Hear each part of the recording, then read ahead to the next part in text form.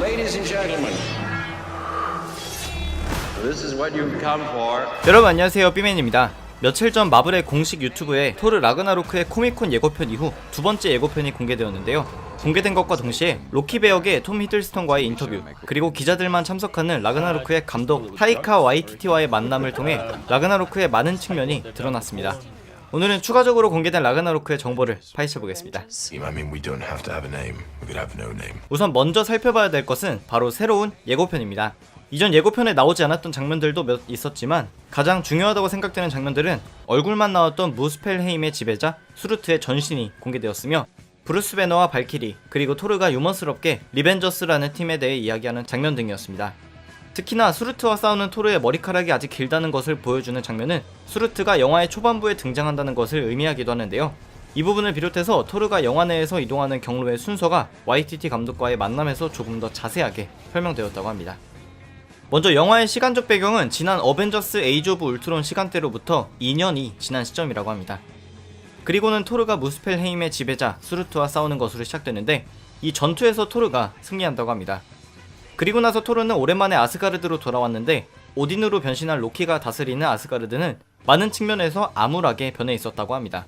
그리고 그런 상황을 오래도록 기다려온 죽음의 신 헬라가 나타났고, 아스가르드의 어둠이 도사린 지역부터 점점 영역을 넓혀가며 마지막에는 아스가르드 전체를 뒤집어 놓게 됩니다. 결국 첫 전투에서 헬라에게 패배하게 된 토르와 로키는 지구로 와서 닥터 스트레인지에게 오딘을 찾아달라고 부탁을 하게 되는데, 부탁을 끝내고 다시 이동하려던 토르와 로키는 지구까지 따라온 헬라를 맞닥뜨리게 됩니다.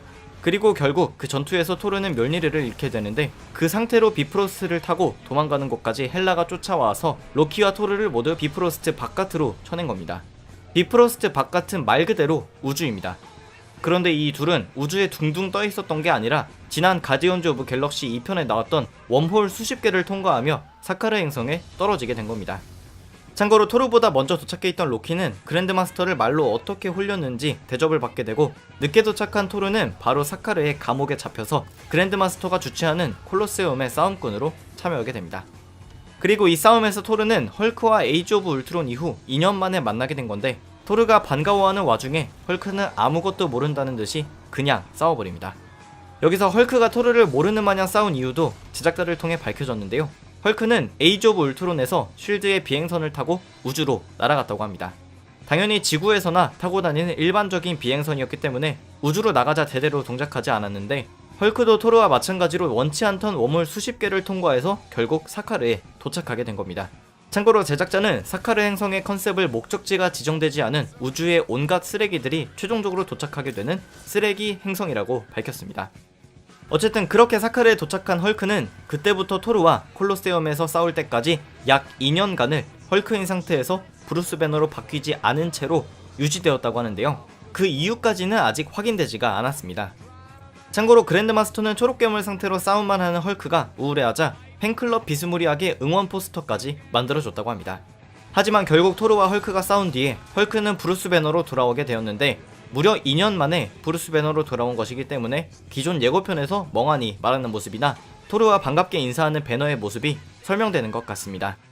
물론 아직 밝혀지지 않은 부분도 많습니다.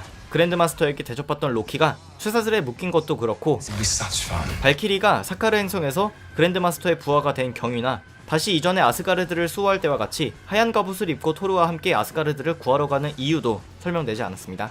하지만 무엇보다 베일에 가려진 건 헬라에 대한 점인데요. 물론 제작자도 헬라가 어떤 이유로 아스가르드를 침입한 건지, 과거에는 왜 침입을 했었는지 가르쳐주지 않았습니다. 딱 하나 알려진 건 영화 버전의 헬라 캐릭터 구성 과정에서 헬라에게 마블 코믹스의 여러 악당들의 특성을 주입시키기로 했다고 합니다.